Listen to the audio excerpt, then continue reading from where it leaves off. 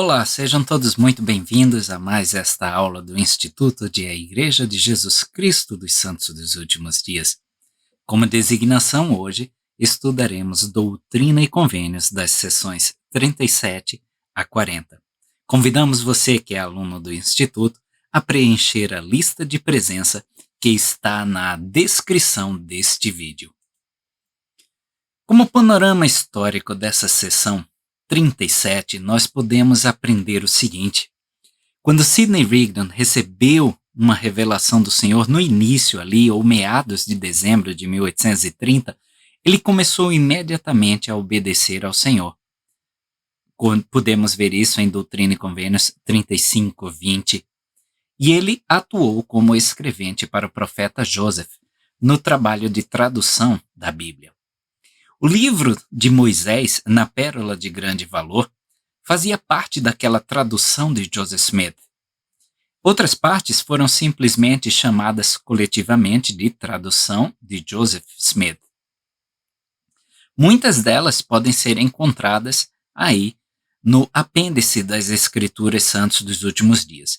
Então, antes do final de dezembro de 1830, Sidney havia escrito, ditado pelo profeta, as palavras de Enoque, que agora nós podemos achar em Moisés, capítulo 7, na Pérola de Grande Valor. Logo depois que isso foi feito, ainda em 1830, menos de 3 semanas depois, de Sidney e Edward Partridge terem chegado a Fayette, vindos de Kirtland, o Senhor deu a Joseph e a Sidney a revelação que agora nós conhecemos como Doutrina e Convênios, seção 37. Sem o conhecimento de Joseph e de Sidney, a oposição à igreja em Nova York havia chegado ao ponto em que pelo menos alguns de seus inimigos parecem ter conspirado para matar os santos dos últimos dias. E para salvar suas vidas, então, o Senhor ordenou a Joseph e Sidney que parassem o trabalho de tradução e que eles fortalecessem os ramos da igreja em Nova York. O centro populacional da igreja começou a se deslocar então de Nova York para a região de Kirtland, Ohio, com a conversão justamente de Sidney Rigdon e cerca de 130 membros de sua congregação em Mentor, Ohio. Nessa revelação, dada a Joseph Smith e Sidney Rigdon, perto de Fayette, Nova York, em dezembro de 1830, o Senhor instrui a igreja a se reunir em Ohio. Naquela época, havia cerca de 200 membros da igreja em Nova York. A doutrina da coligação, então, era um ensinamento central da igreja no século XIX. Vocês devem se lembrar que em setembro de 1830, o Senhor ordenou, por meio do profeta Joseph, que os santos se reunissem em um só lugar na face dessa terra, Doutrina e Convênios 29:8. Poucos meses depois, então, é que fica claro para eles que eles tinham uma coligação literal a fazer, não apenas espiritual, quando o Senhor ordenou justamente os santos a irem a Ohio. Então, essa política da igreja começou a mudar ao longo dos anos, não sendo uma coligação física. Então, em 1975, o presidente Spencer W. Kimball ensinou: nos primeiros dias da igreja, costumávamos pregar para que as pessoas viessem a Utah como processo de coligação, principalmente porque era o único lugar no mundo inteiro onde havia um templo. Não é mais necessário que levemos todas as pessoas a Salt Lake City. E assim, a coligação está acontecendo.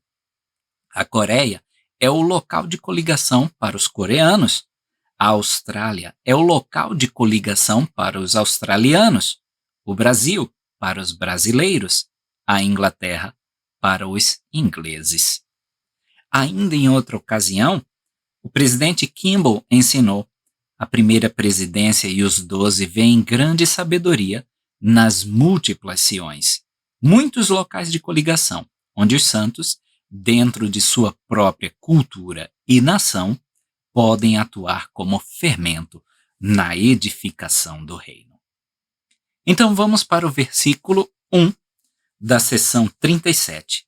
Eis que vos digo que não me convém traduzirdes mais até irdes para o Ohio, e isto por causa do inimigo e para vosso bem. Esse Ohio aí refere-se a toda a área que hoje a gente chama do estado de Ohio, não somente ao rio Ohio, que não corria perto de Kirtland. Em 1831, essa área ainda não era um estado da União e era chamado de Reserva Ocidental ou o Ohio. Versículo 2. E outra vez, vos digo que não devereis ir até que tenhas pregado meu evangelho naquela região e fortalecido a igreja onde quer que ela se encontre, e mais especialmente em Collinsville, pois eis que eles oram a mim com muita fé. Olha como o Senhor responde às orações de fé. Esse mandamento foi dado justamente por causa do ramo de Collinsville que orava com muita fé para serem fortalecidos. Lembre-se que eram todos recentes na igreja. A gente está se aproximando do final do primeiro ano de organização da igreja. Ela não tinha nem um ano, havia sido organizada em 1830, nós estamos em dezembro aí de 1830. E é interessante também que ele diz, não devereis ir até que tenhas pregado meu evangelho naquela região.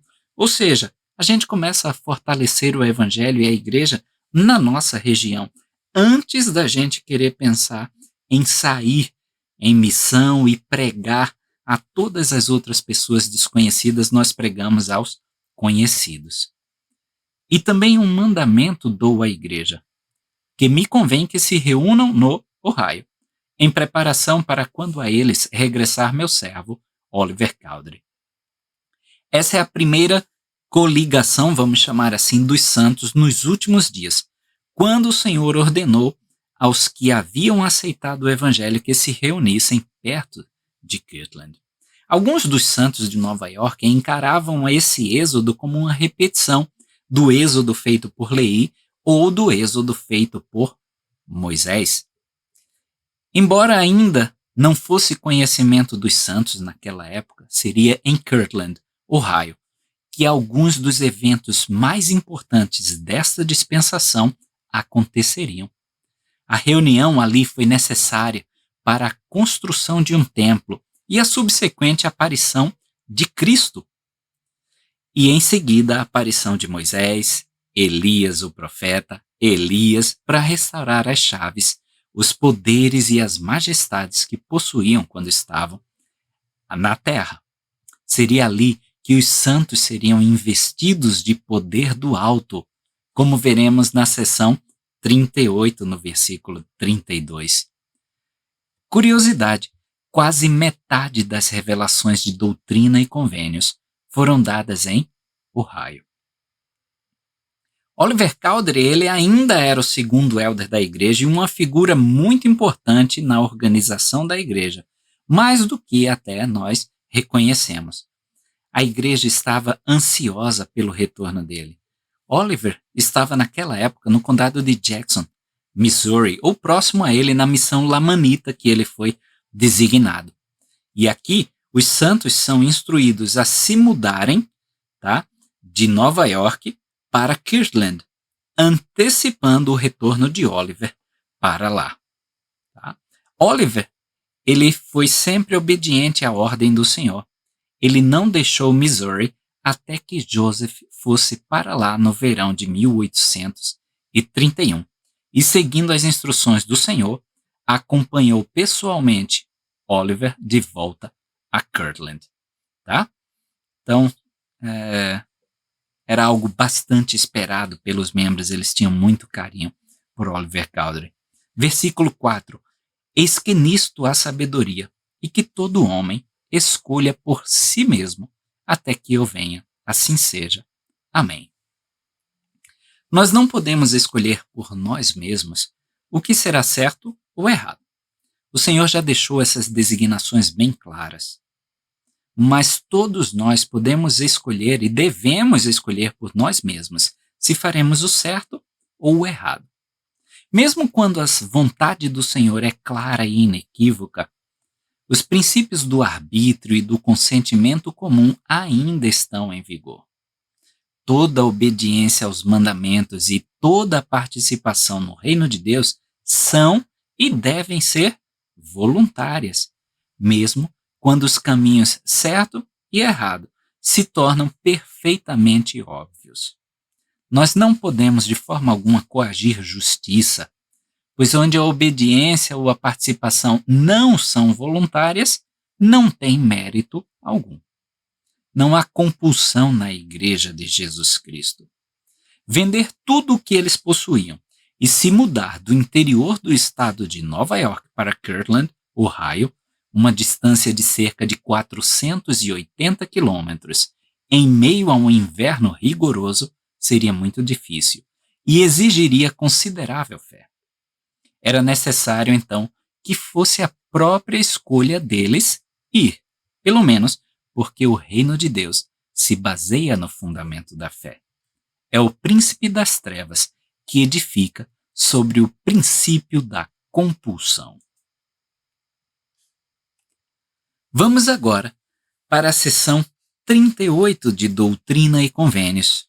Então, Doutrina e Convênios 37 deu o mandamento de que os santos deveriam se reunir em Ohio. E a revelação desta seção agora, dada apenas 3 dias depois, lista os motivos pelos quais os santos foram convidados a se reunir no Ohio. Newell Knight, escrevendo sobre a conferência em que Joseph leu a revelação, registrou que muitas instruções valiosas foram dadas e os santos manifestaram uma confiança inabalável na grande obra em que estamos engajados. Muitos negócios foram realizados para a igreja e ali parece estar o reino de Deus. Então a revelação da seção 37, instando os santos a se reunirem em Ohio, levantou muita discussão e muita dúvida, o que levou o profeta a buscar essa orientação posterior. Então Joseph Whitmer, o historiador da igreja, registrou o seguinte sobre essa ocasião. Após tratar dos assuntos necessários, Joseph, o vidente, dirigiu-se à congregação e exortou-os a permanecerem firmes, olhando para o futuro, considerando o fim de sua salvação. Ou seja, olhar para frente, não o que eles estavam deixando para trás.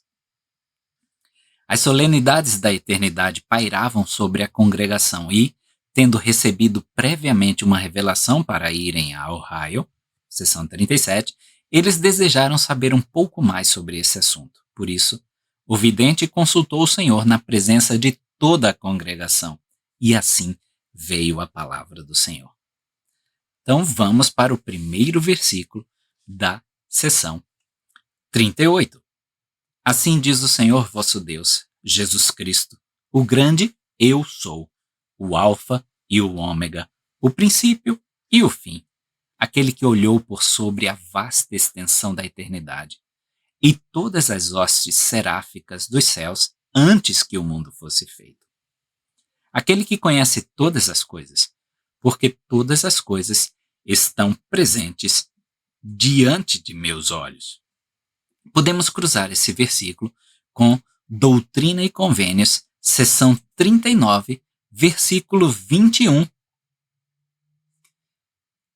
que diz: porque o tempo se aproxima, o dia ou a hora, ninguém sabe, mas certamente o Senhor virá. No início desta revelação, o Salvador faz uma declaração simples sobre sua onisciência, ou seu atributo de possuir todo o conhecimento. Esse princípio é ensinado em vários lugares nas Escrituras e confirmado pelos ensinamentos dos profetas modernos. A quarta palestra, do que é conhecido como Lectures on Faith, diz o seguinte: uma pequena reflexão mostra que a ideia da existência desses atributos na divindade é necessária para permitir que qualquer ser racional exerça fé nela. Pois sem a ideia da existência desses atributos na divindade, os homens não poderiam exercer fé nela para a vida e a salvação, visto que sem o conhecimento de todas as coisas, Deus não seria capaz de salvar nenhuma porção de suas criaturas, pois é o conhecimento que ele tem de todas as coisas, do princípio ao fim, que o capacita a dar esse entendimento às suas criaturas, pelo qual elas são feitas participantes da vida eterna. E se não fosse pela ideia existente nas mentes dos homens de que Deus tem todo o conhecimento, seria impossível para eles exercerem fé nele. Durante a sua jornada na mortalidade, Jesus renunciou a todo o conhecimento e recuperou graça por graça. Nós podemos ver em Doutrina e Convênios, seção 93, versículos 12 a 14, e Filipenses, capítulo 2, versículos 7 a 9. Isso talvez explique porque quando os apóstolos lhe pediram que dissesse o dia e a hora da segunda vinda, ele comentou: mas daquele dia e hora ninguém sabe, não, nem os anjos de Deus no céu, mas somente meu Pai. Mateus capítulo 1, versículo 40. Em seu atual estado ressurreto, Jesus exortou seus discípulos a se tornarem perfeitos, assim como eu, ou vosso Pai que está nos céus, é perfeito. 3 Nef 12:48. A onisciência de Deus significa que homens e mulheres não possuem o arbítrio para fazer suas próprias escolhas? Se Deus sabe de todas as coisas, prossegue o argumento filosófico, então não temos poder para impedir que as coisas aconteçam em nossas vidas? Esse argumento pressupõe que a presciência de Deus sobre as circunstâncias é sempre a causa dos próprios eventos. Às vezes, Deus escolhe intervir, às vezes não. O Senhor disse a Isaías: os meus pensamentos não são os vossos pensamentos, nem os vossos caminhos os meus caminhos, diz o Senhor. Pois assim como os céus são mais altos do que a terra, assim são os meus caminhos mais altos do que os vossos caminhos, e os meus pensamentos mais altos do que os vossos pensamentos. Isaías capítulo 55, versículos 8 e 9. Só porque Deus sabe que faremos algo, não significa que estejamos predeterminados a fazê-lo. É como um pai que conhece muito bem a cada um de seus filhos. Ele sabe exatamente como seus filhos reagiriam em determinada situação. Só porque o pai sabe como seu filho reagiria, não significa dizer que o filho vai agir daquela forma. O filho ainda tem total autonomia para escolher entre o certo e o errado, fazer o que o pai espera ou fazer totalmente diferente. Versículos 3 e 4 da seção 38 de Doutrina e Convênios. Eu sou aquele que falou e o mundo foi feito, e todas as coisas por mim vieram a existir. Sou aquele que arrebatou a Sião de Enoque para meu próprio seio.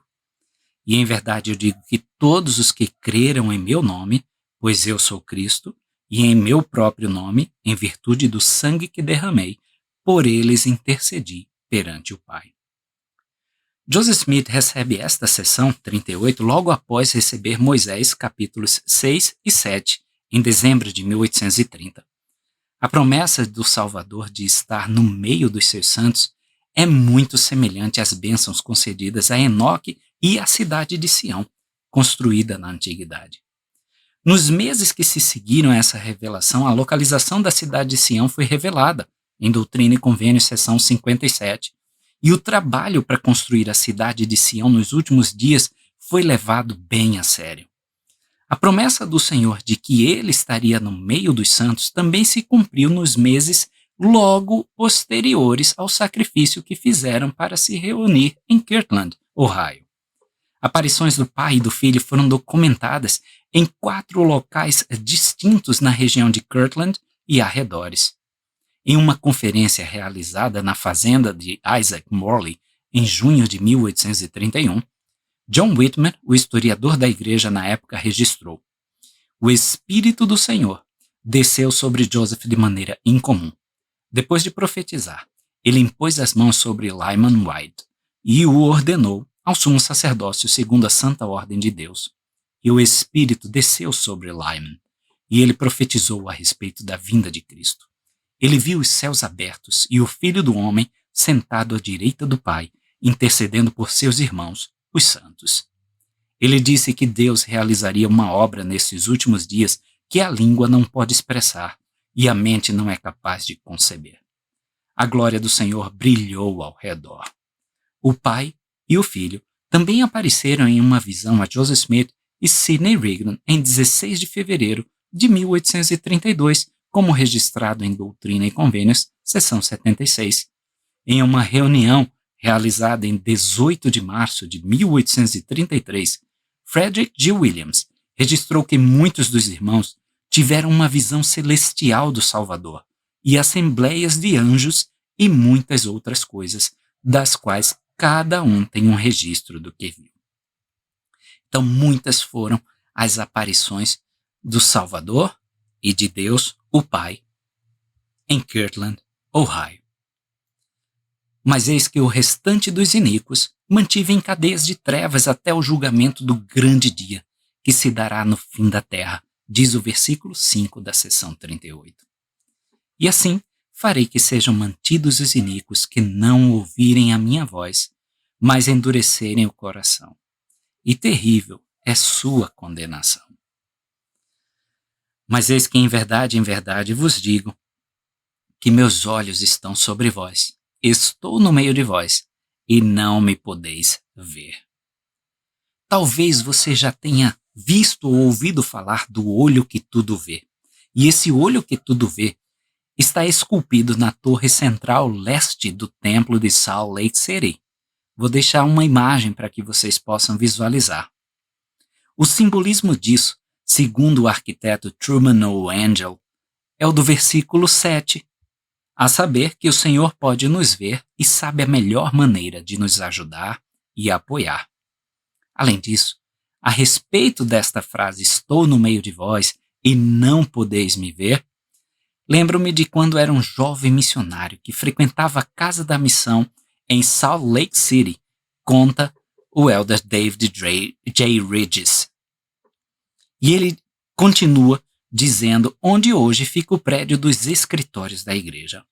Parte do nosso treinamento consistiu em uma reunião na sala superior do templo de Salt Lake com o elder Harold B. Lee. Ele nos convidou a fazer quaisquer perguntas que quiséssemos. Uma reunião semelhante a essa é descrita pelo elder Lee na seguinte citação: "Tenho uma sessão com os grupos missionários enquanto eles saem no templo, onde lhes é permitido fazer perguntas íntimas que não seriam apropriadas para serem discutidas em outro lugar. Às vezes, eles perguntam: vocês poderiam nos dizer um determinado lugar no templo onde o Salvador foi visto?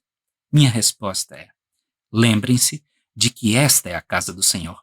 Este é o lugar que tentamos manter tão puro, santo e sagrado quanto qualquer edifício que possuímos. Este é o lugar mais provável para onde ele viria quando viesse à terra. Não perguntem por um determinado lugar só porque ele andou por esses corredores. Como vocês sabem que ele não está aqui entre vocês?" Então, o templo é o local onde realmente o Senhor pode lá habitar e pode se manifestar, se fazer presentes a todos os santos que o buscam diligentemente. Versículo 8 da seção 38. "Mas logo vem o dia em que me vereis, e sabereis que eu sou, porque o véu da escuridão logo será rasgado, e aquele que não estiver purificado não suportará esse dia." Essa é uma alusão ao véu do templo sendo rasgado quando da morte do Salvador. Mateus 27:51, Marcos 15:37. De certa forma, aquele também era um véu de escuridão, visto que impedia os sacerdotes de enxergarem a luz do Pai, que estava logo após no Santo dos Santos, ou Lugar Santíssimo. Portanto, cingi vossos lombos e preparai-vos. Nós já discutimos sobre cingir os lombos. Eis que o reino é vosso, e o inimigo não prevalecerá. Em verdade vos digo que sois limpos, mas não todos, e ninguém mais há com quem me compraza.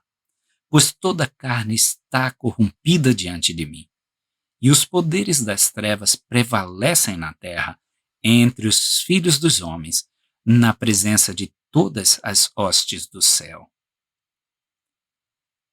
Considere então por um momento, irmãos e irmãs, o cumprimento das palavras dos profetas, pois nós vemos que as trevas cobrem a terra e a escuridão a mente dos seus habitantes, como diz Isaías capítulo 60, nos versículos 1 e 2. Crimes de toda espécie estão aumentando entre os homens. Vícios de toda enormidade estão sendo praticados.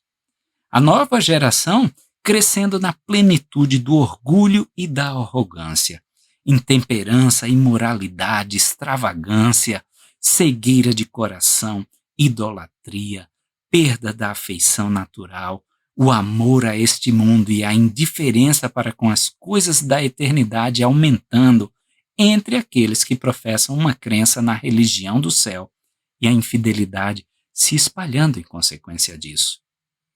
As condições que os primeiros santos descreveram nesta epístola só pioraram em nossa época. No entanto, os primeiros santos e aqueles de nossa época ainda têm muitos motivos para otimismo.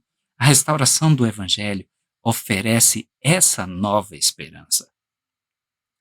Uma carta escrita por Joseph Smith em 1834 aos eldres da igreja continua dizendo o seguinte: mas agora a nuvem sombria se dissipou e o Evangelho está brilhando com toda a glória resplandecente de um dia apostólico. E que o reino do Messias está se espalhando grandemente, que o Evangelho de nosso Senhor está sendo levado a diversas nações da terra, as Escrituras sendo traduzidas para diferentes línguas, os ministros da verdade cruzando as vastas profundezas para proclamar aos homens nas trevas um Salvador ressurreto e erigir o estandarte de Emanuel, onde a luz jamais brilhou. E aqueles que há pouco tempo seguiram as tradições de seus pais e sacrificaram a própria carne para apaziguar a ira de alguns de um Deus imaginário, agora estão erguendo suas vozes em adoração ao Altíssimo e elevando seus pensamentos a Ele, com a plena expectativa de que um dia encontrarão uma recepção alegre em seu reino eterno. Versículo 12 da seção 38. Pelo que reina o silêncio e toda a eternidade está aflita. Então imagina aquela tensão nos céus, como naquele filme de suspense que você chega, prende a respiração para não atrapalhar aquele momento tenso. É assim que os céus se encontram nestes últimos dias e os anjos esperam o grande comando para ceifar a terra, para colher o joio, a fim de ser queimado. E eis que o inimigo está reunido. E agora eu vos revelo um mistério. Uma coisa que se acha em câmaras secretas, para, com o passar do tempo, causar vossa destruição, e não o sabieis. Talvez esse mistério que ele queira revelar é o que nós chamamos do convênio da coligação, que se estende aí do versículo 13 ao versículo 22 desta sessão. Então vamos conhecer um pouco sobre esse convênio da coligação. Versículo 14. Mas agora vou-lo digo, e benditos sois, não por causa de vossa iniquidade, nem de vosso coração incrédulo, pois em verdade, alguns de vós sois culpados perante mim, mas serei misericordioso com vossas fraquezas. Que bom que o Senhor será misericordioso com a minha fraqueza, tá? A gente é bendito, mas não por conta das iniquidades, nem por causa do coração incrédulo. É porque Ele é misericordioso. E por Ele ser misericordioso, Ele nos bendiz diante do Pai. Ele vai falar bem de mim diante do Pai como meu advogado. Portanto, sede fortes de agora em diante. Não temais, pois o reino é vosso. Eu gosto de ver como o Senhor foca no daqui para frente. Sede fortes de agora em diante. Tudo bem se foi fraco lá no passado, mas sede fortes agora e daqui para frente. E para a vossa salvação, dou-vos um mandamento, pois ouvi vossas orações. E os pobres têm se queixado perante mim, e os ricos fiz eu. e toda a carne é minha, e não faço acepção de pessoas. Eu não presumo aí que essa história de pobre e rico seja referente à riqueza material. Eu creio se tratar dos ricos em conhecimento, testemunho, luz. Os ricos fiz eu dei conhecimento a eles. Os pobres espiritualmente se queixam numa forma de murmuração, não entendendo porque um irmão é rico e eles não são ricos de conhecimento, de testemunho, de fé, de poder no sacerdócio, por exemplo. Versículo 17: E fiz rica a terra, e eis que é o meu escabelo. Portanto, sobre ela tornarei a ficar de pé.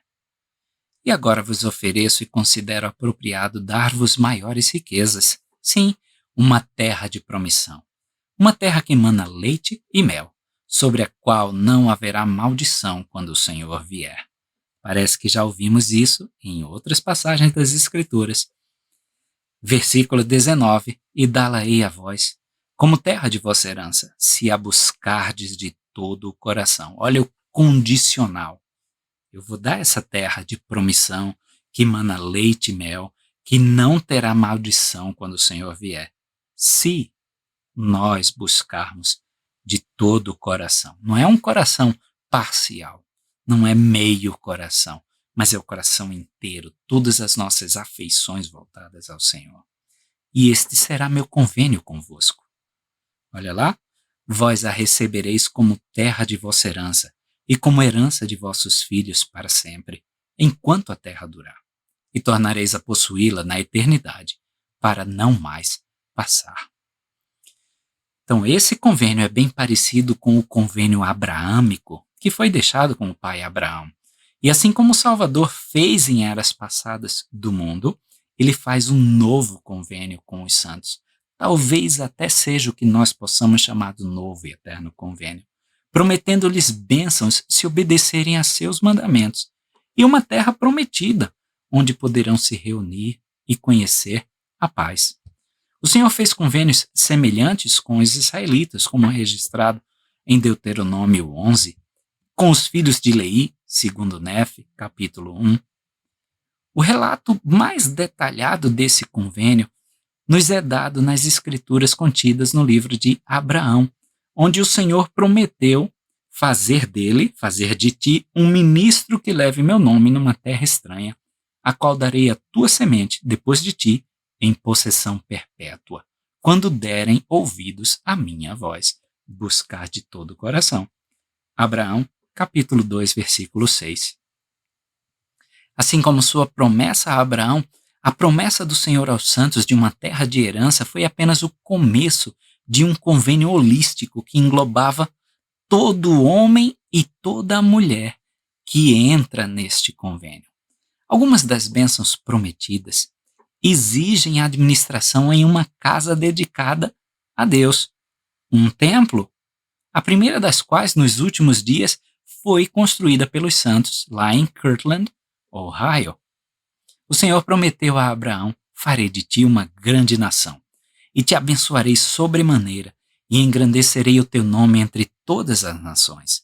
E serás uma bênção para a tua semente depois de ti, para que em suas mãos levem este ministério e sacerdócio a todas as nações. Abraão, capítulo 2, versículo 9.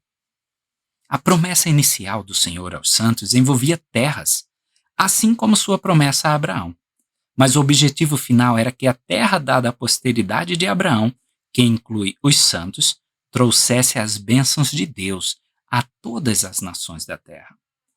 O presidente Russell M. Nelson descreveu as bênçãos do convênio abraâmico, incluindo a bênção de uma terra prometida desta forma. O convênio que Deus fez com Abraão e posteriormente reafirmou com Isaac e Jacó é de importância transcendente. Ele continha várias promessas, incluindo: Jesus, o Cristo, nasceria por meio da linhagem de Abraão. Promessa 1. A posteridade de Abraão seria numerosa, com direito a uma descendência eterna e também a possuir o sacerdócio. Promessa 2. Abraão se tornaria pai de muitas nações. Promessa 3. Certas terras seriam herdadas por sua posteridade. Promessa 4. Todas as nações da terra seriam abençoadas por sua semente. Promessa 5. E esse convênio seria eterno. Sim, mesmo por 1000 gerações. Promessa 6. O presidente Nelson também declarou: algumas dessas promessas foram cumpridas, outras ainda estão pendentes. Cito uma antiga profecia do livro de Mórmon. Nosso pai, Lei, não falou somente de nossa semente, mas também de toda a casa de Israel, apontando para o convênio que deveria ser cumprido nos últimos dias. Convênio esse que o Senhor fez com nosso pai, Abraão. 1 Nefe 15:8. Não é incrível, o presidente Nelson pergunta? Cerca de 600 anos antes de Jesus nascer em Belém, os profetas sabiam que o convênio abraâmico seria finalmente cumprido somente nos últimos dias. Versículo 21, continuando a seção 38. Mas em verdade vos digo que tempo virá em que não tereis rei nem governante, porque eu serei o vosso rei e olharei por vós. Mais uma vez a figura do olho que tudo vê. Portanto, ouvi a minha voz e segui-me. Sereis um povo livre, e não tereis leis a não ser as minhas leis, quando eu vier, porque sou o vosso legislador, que pode deter a minha mão. Então, se ouvimos a voz do Senhor e seguimos ao Senhor, seremos um povo livre, e as únicas leis que nos governarão são as leis de Deus, porque Ele é o poder legislativo. Ele é que faz essas leis para serem aplicadas a nós. Versículo 23, mas em verdade vos digo, ensinai-vos uns aos outros, de acordo com o ofício para o qual vos designei. Existia um manual antigo na igreja chamado Ensino Não Há Maior Chamado. Esse é o ofício para o qual fomos designados, para ensinarmos-nos, ensinar uns aos outros. Várias vezes o Senhor frisou isso. Aquele que era forte de testemunho deveria pegar aquele que era fraco de testemunho, e assim todos poderiam se regozijar espiritualmente. Versículo 24, e que todo homem estime a seu irmão como a si mesmo, e pratique a virtude e a santidade diante de mim. Essa é a chamada lei de ouro, que já está em Mateus 7, que eu devo fazer aos homens o que eu quero que façam para mim. Amar ao próximo como a nós mesmos. Estima seu irmão como a si mesmo. E nós devemos praticar virtude e santidade. Não é só falar, não é só aquele discurso vazio ou aquelas palavras bonitas proferidas no primeiro domingo, diante de toda a congregação do púlpito da igreja, no domingo de testemunho. Eu devo praticar diariamente com minha família, com meus colegas de trabalho, com meus irmãos nas alas, ramos e estacas. Onde quer que eu vá, eu tenho que me esforçar para praticar virtude e santidade diante do Senhor. E novamente vos digo que todo homem estime a seu irmão como a si mesmo. Se o Senhor repete uma coisa mais de uma vez nas Escrituras, é porque realmente é importante. E só nesse capítulo, nessa sessão, ele repetiu no versículo 24 e 25, que todo homem estime a seu irmão como a si mesmo. É algo que nós devemos realmente buscar praticar essa virtude. Versículo 26, pois qual é o homem entre vós que, tendo 12 filhos que o servem obedientemente e não faz acepção deles, diz a um, veste-te com mantos e senta-te aqui, e ao outro, veste-te com trapos e senta-te acolá. E olhando para seus filhos diria, sou justo? Ele deixou essa parábola, essa ilustração. Um homem tem 12 filhos, as 12 tribos de Israel espalhadas pelo mundo. Por que ele daria bênçãos para uma e negaria essas mesmas bênçãos para outras pessoas? Não acontece isso com o Senhor, porque ele é justo. Nós não poderíamos chamar um Deus desse de um Deus justo se assim acontecesse. Versículo 27. Eis que isto vos dei como parábola, e é como eu sou, ou seja, justo. Digo-vos, sede um, e se não sois um, não sois meus. Embora a diversidade e a tolerância sejam corretamente celebradas entre os santos dos últimos dias, essas virtudes também devem ser equilibradas em harmonia com as bênçãos da unidade do ser um. À medida do crescimento da obra do Senhor por diferentes nações e culturas, a unidade dos santos em todas as culturas é um elemento chave de nossa força e capacidade de abençoar todos ao nosso redor. O presidente Howard W. Hunter aconselhou: dentro desta igreja há uma necessidade constante de unidade, pois se não formos um, não somos dele. Somos verdadeiramente dependentes uns dos outros. E o olho não pode dizer à mão, não tenho necessidade de ti, nem ainda a cabeça aos pés, não tenho necessidade de vós. 1 Coríntios 12, 21.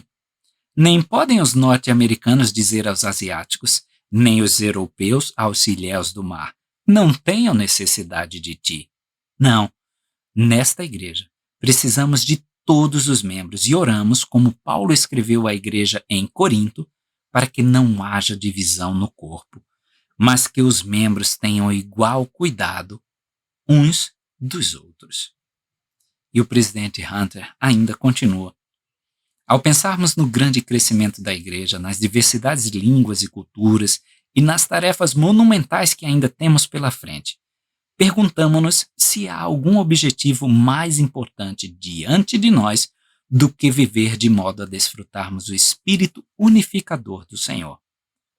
Como Jesus orou, precisamos estar unidos para que o mundo se convença de que ele foi enviado por Deus, seu Pai, para nos redimir de nossos pecados. É a unidade que, até agora, nos permitiu prestar nosso testemunho ao redor do mundo, trazendo dezenas de milhares de missionários para fazerem a sua parte. Mais precisa ser feito. É a unidade que, até agora, permitiu à igreja, as suas alas e estacas, ramos e distritos e membros, construir templos e capelas, empreender projetos de bem-estar, buscar os mortos, zelar pela igreja e edificar a fé. Mais precisa ser feito. Esses grandes propósitos do Senhor não poderiam ter sido alcançados com dissensão, inveja ou egoísmo. Nossas ideias podem nem sempre ser as mesmas daqueles que nos presidem com autoridade, mas esta é a igreja do Senhor. E Ele abençoará cada um de nós, à medida que nos livramos do orgulho, oramos pedindo força e contribuímos para o bem de todos. Se vocês quiserem uma discussão um pouquinho mais aprofundada sobre sermos um, vou deixar o card aqui em cima para que vocês possam acessar um serão que foi feito recentemente pelo Bispado da Ala São Bento do Sul.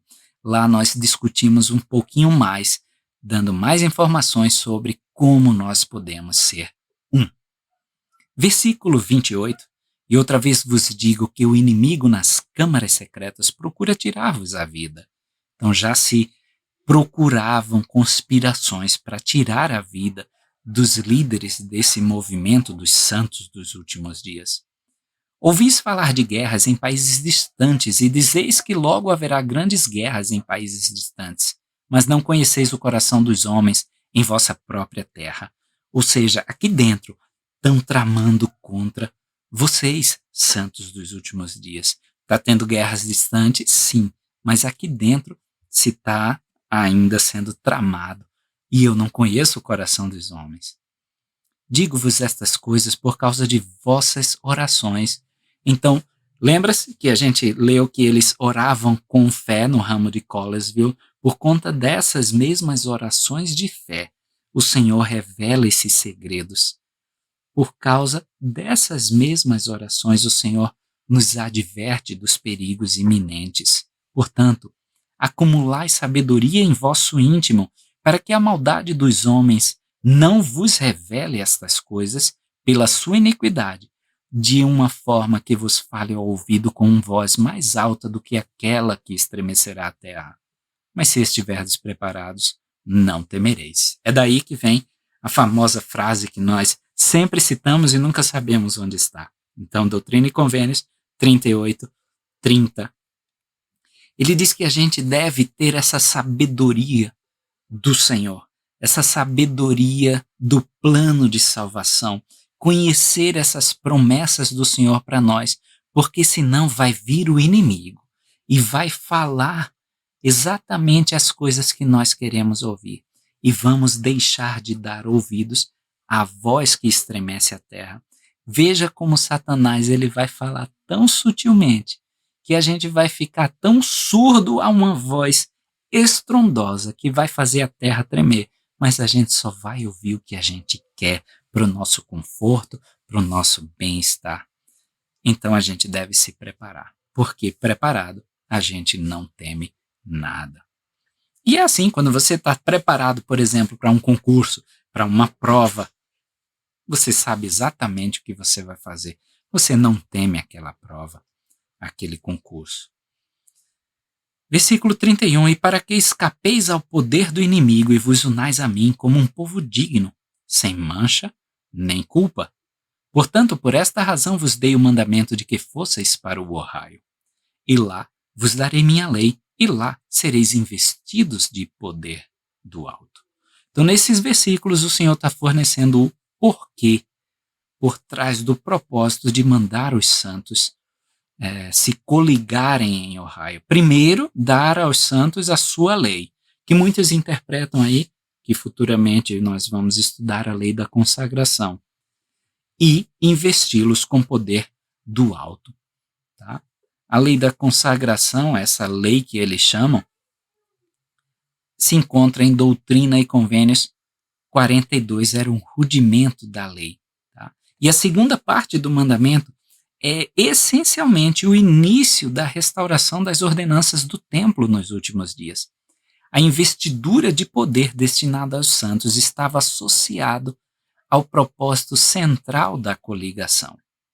Joseph Smith ensinou um pouco mais tarde qual era o objetivo de coligar os judeus ou o povo de Deus em qualquer era do mundo.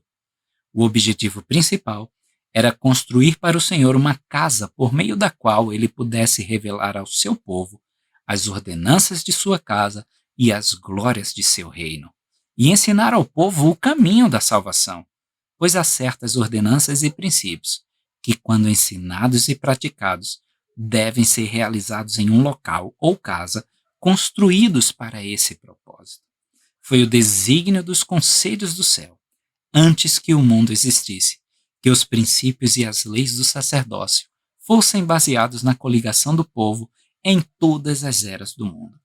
É com o mesmo propósito que Deus reúne seu povo nos últimos dias, para construir uma casa para o Senhor, a fim de prepará-los para as ordenanças, investiduras, abluções e unções. Versículo 33, ainda da seção 38. E de lá os que eu desejar irão a todas as nações e ser-lhes-á dito o que fazer. Eis que tenho uma grande obra reservada, pois Israel será salvo, e guiá-lo-ei para onde eu desejar, e nenhum poder deterá a minha mão. Olha que interessante, de lá, os que eu desejar irão a todas as nações, não era de cá.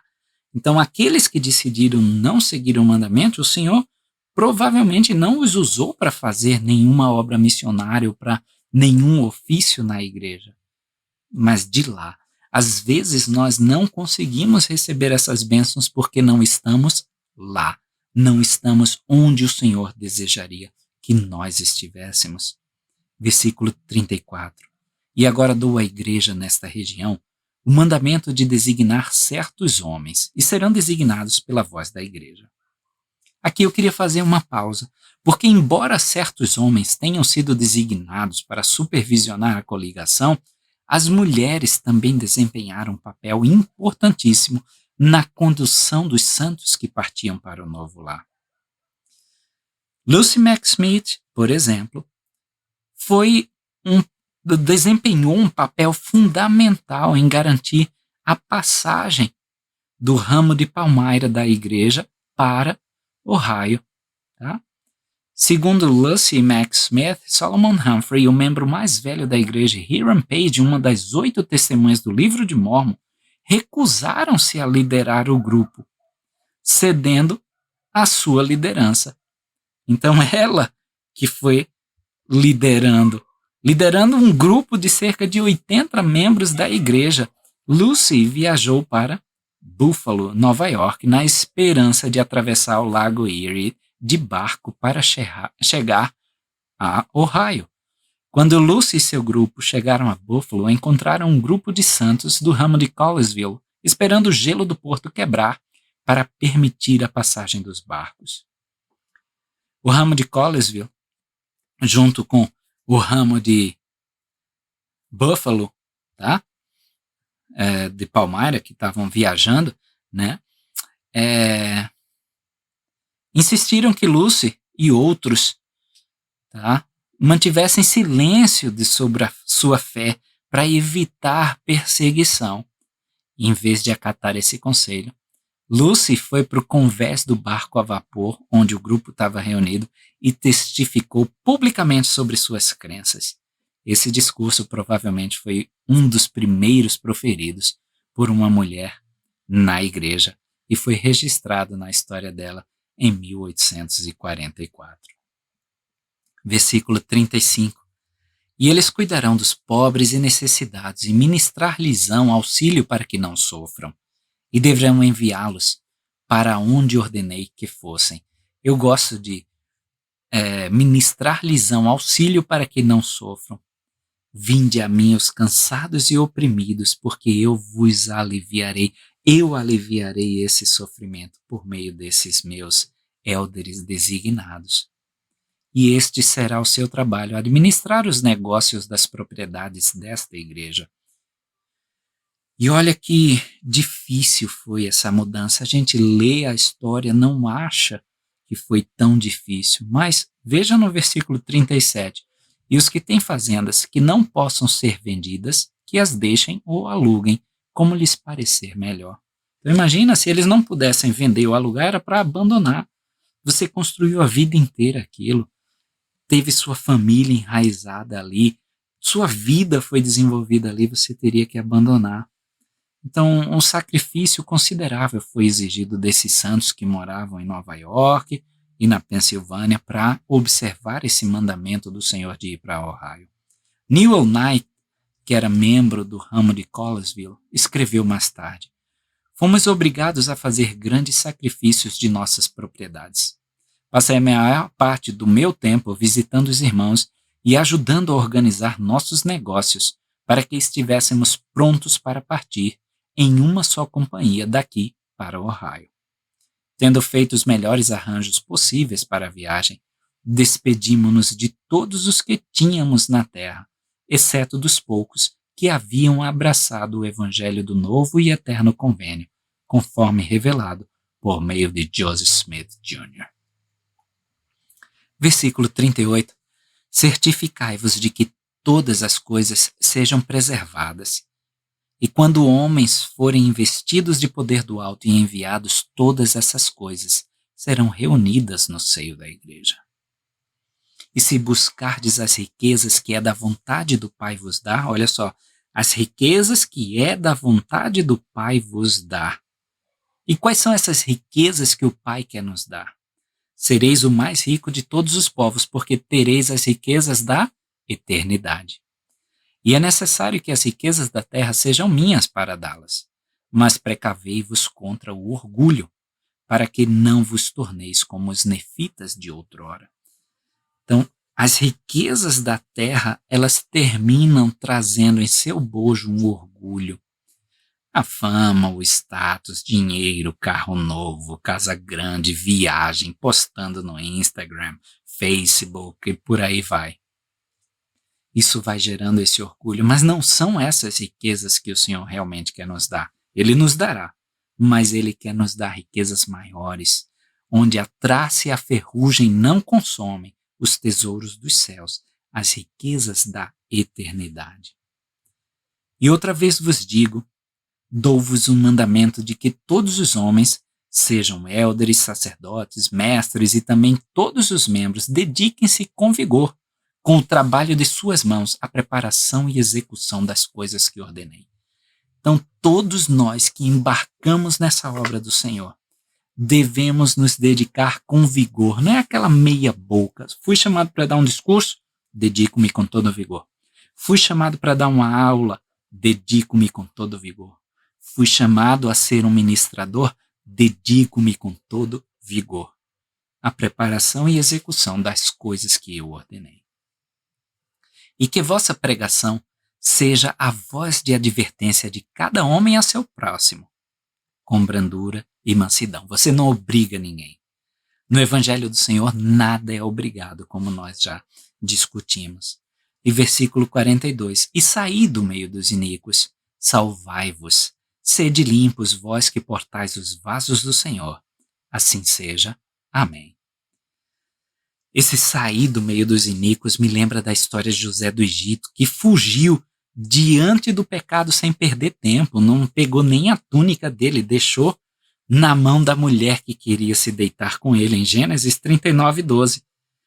Também me lembra da história de Sodoma e Gomorra, onde os mensageiros ordenam que Ló e sua família saiam imediatamente da cidade, de acordo com a nova versão internacional de Gênesis 19:14.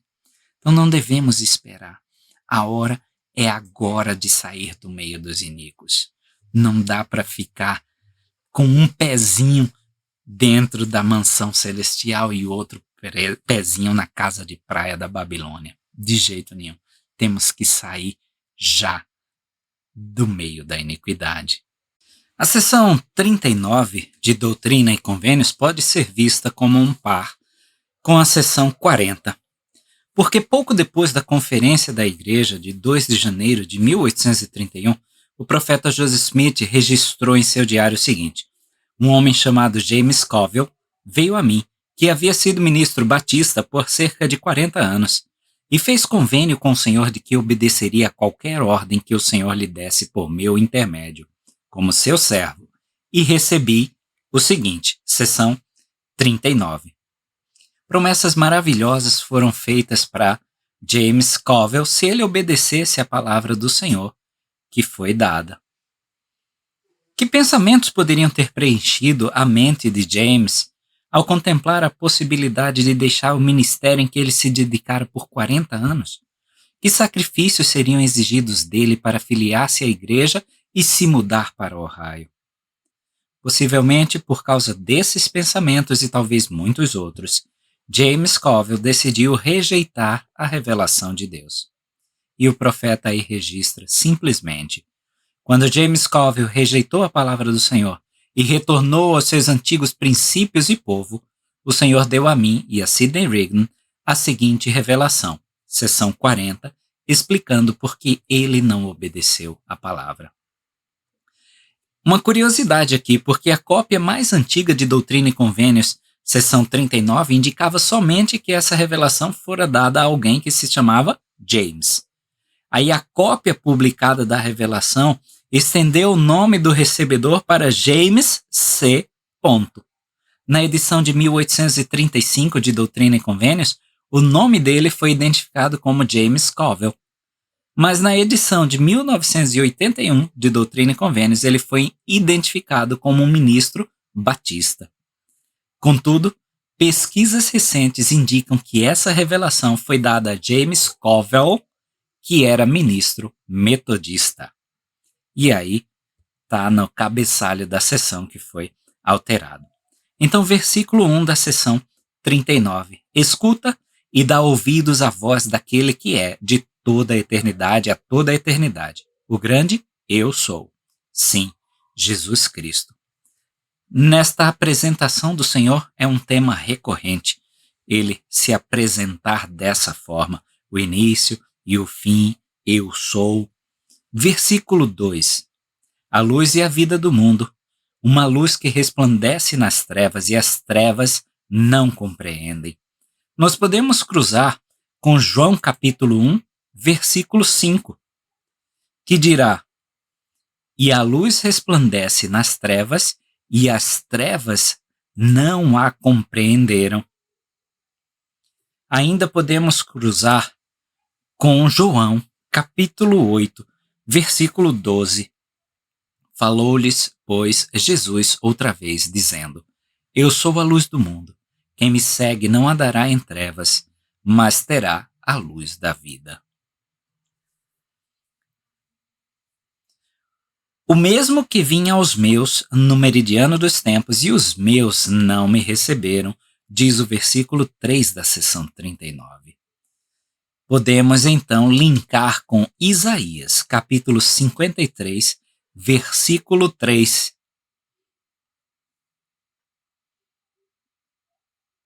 Era desprezado e o mais rejeitado entre os homens, homem de dores e experimentado em padecimentos. E como um de quem os homens escondiam o rosto, era desprezado, e não fizemos caso algum dele.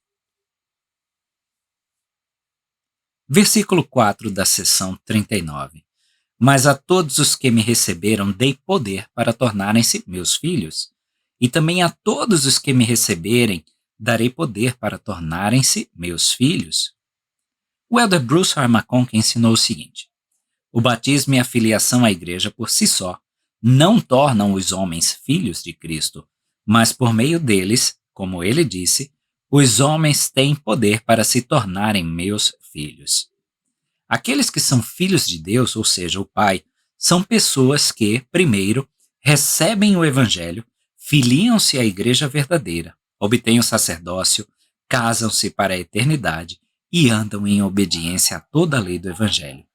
São então adotados na família de Jesus Cristo, tornam-se co-herdeiros com ele e, consequentemente, recebem, herdam e possuem em igualdade com ele, em gloriosa exaltação, o reino de seu Pai. Versículo 5 da seção 39. E em verdade eu te digo, aquele que recebe o meu evangelho, a mim me recebe. E o que não recebe o meu evangelho, não me recebe a mim. Então não adianta a gente dizer que está seguindo a Jesus Cristo se a gente não faz o que ele nos pediu. Ele já disse que é prova do amor quando a gente guarda os mandamentos. Então, se eu recebo a Cristo, consequentemente eu recebo o Evangelho. Se eu recebo o Evangelho, eu estou recebendo a Cristo, praticando esse Evangelho. E este é o meu Evangelho. Então, aquele que recebe o Evangelho, a mim me recebe. Aquele que recebe o quê? Qual é esse evangelho? Arrependimento e batismo na água. E depois, o batismo do fogo e do Espírito Santo, sim, o Consolador, o qual manifesta todas as coisas e ensina as coisas pacíficas do reino. E agora eis que te digo, meu servo James, tenho observado tuas obras e conheço-te. E em verdade eu te digo, teu coração é agora reto diante de mim. E eis que sobre tua cabeça conferi grandes bênçãos. Versículo 9. Entretanto, conheceste grandes tristezas, porque me rejeitaste muitas vezes por causa do orgulho e dos cuidados do mundo. Mas eis que chegados são os dias de tua libertação, se atenderes a minha voz que te diz: levanta-te e sê batizado, e lava teus pecados, invocando meu nome, e receberás o meu espírito, e uma bênção maior do que todas as que jamais conheceste. Nós seremos libertados se atendermos à voz do Senhor. A gente conhece tristezas no mundo porque rejeitamos muitas vezes, por causa do orgulho e do que o povo vai achar, rejeitamos a Jesus Cristo. Versículo 11. E se fazes isto, preparei-te para um trabalho maior, se ele fosse batizado, se ele recebesse o Espírito Santo. Tu pregarás a plenitude do meu evangelho, o qual enviei nesses últimos dias, o convênio que enviei para recuperar meu povo, que é da casa de Israel. Aquele convênio da coligação que nós vimos.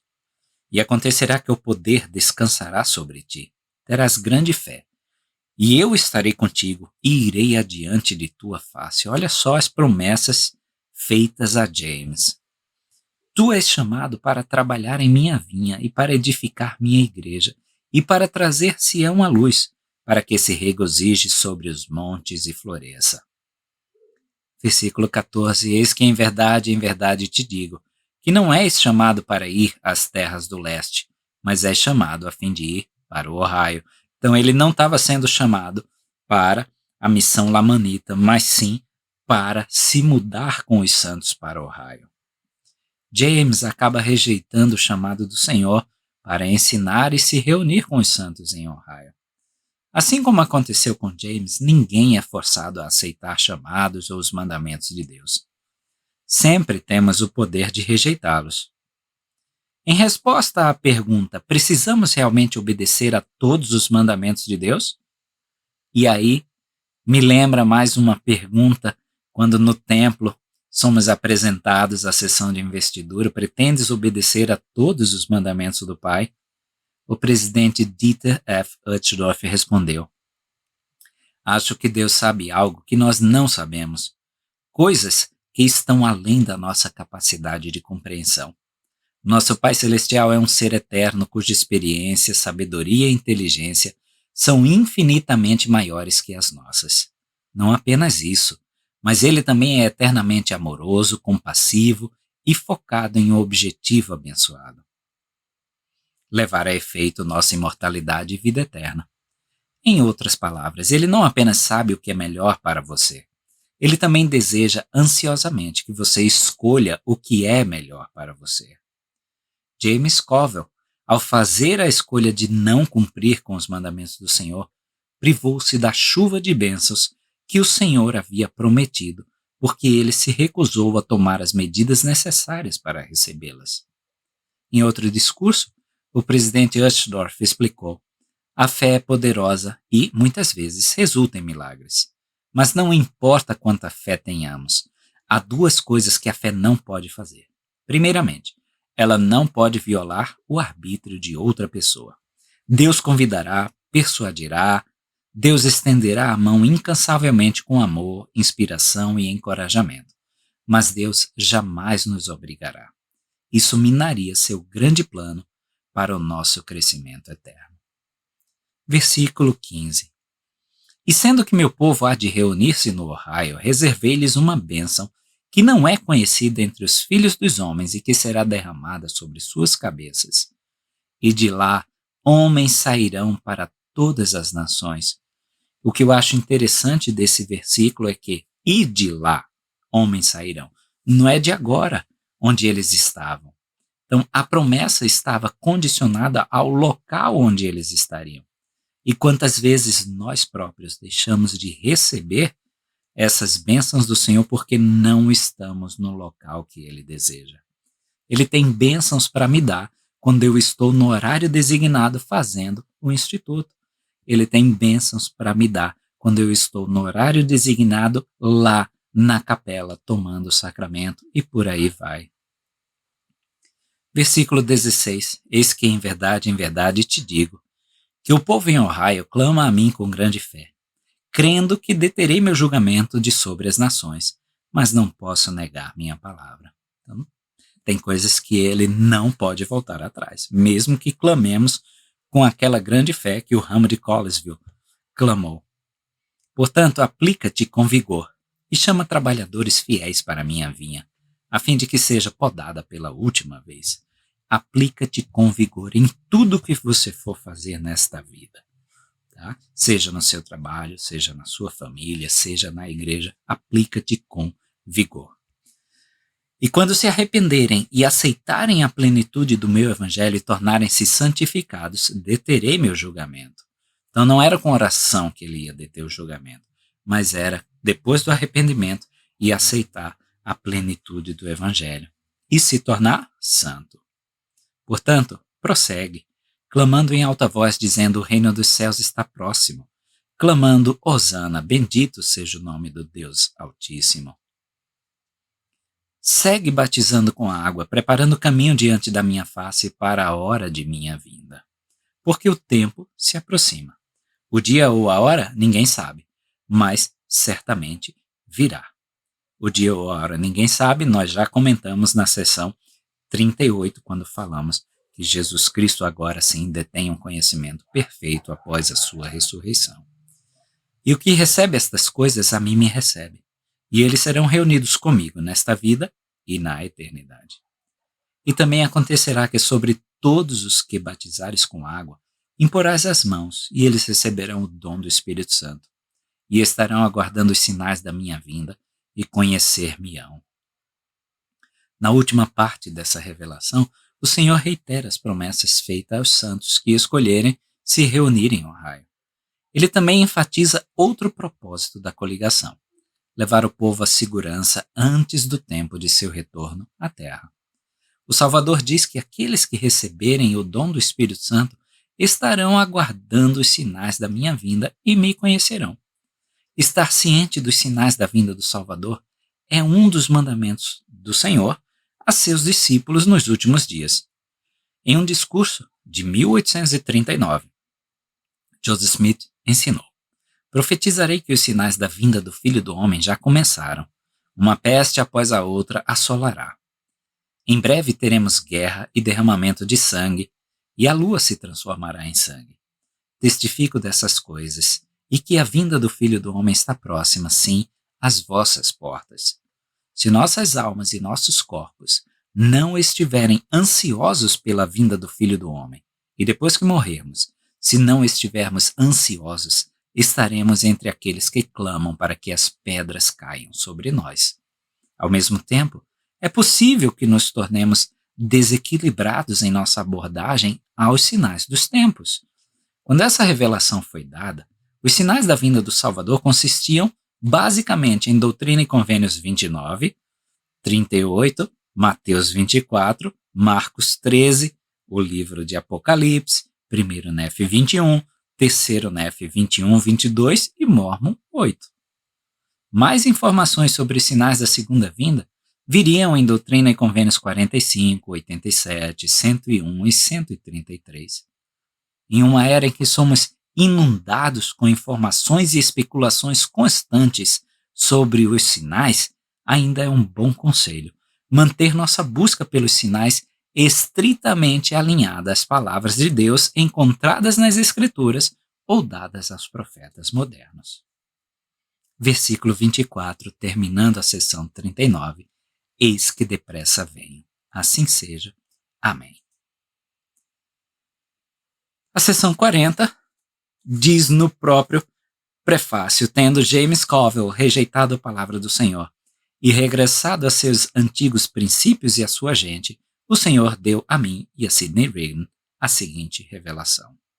Menos de um dia depois de James Covell receber a revelação encontrada em Doutrina e Convênios 39, ele partiu de Fayette, Nova York, e nunca mais retornou.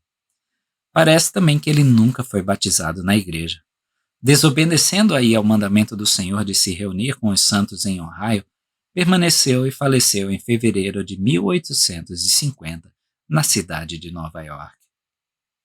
Versículo 1 da sessão 40.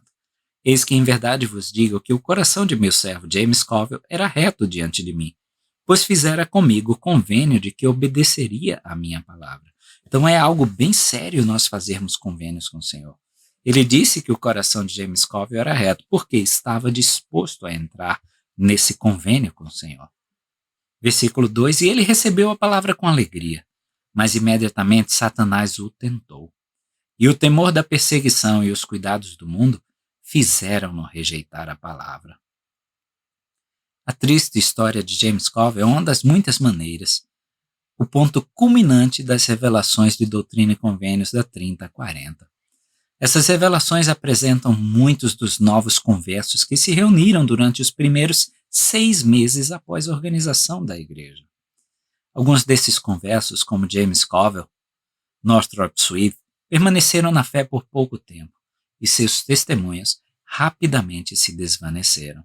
Outros, como Ziba Peterson e Ezra Thayer, permaneceram fiéis por alguns anos e então gradualmente se afastaram.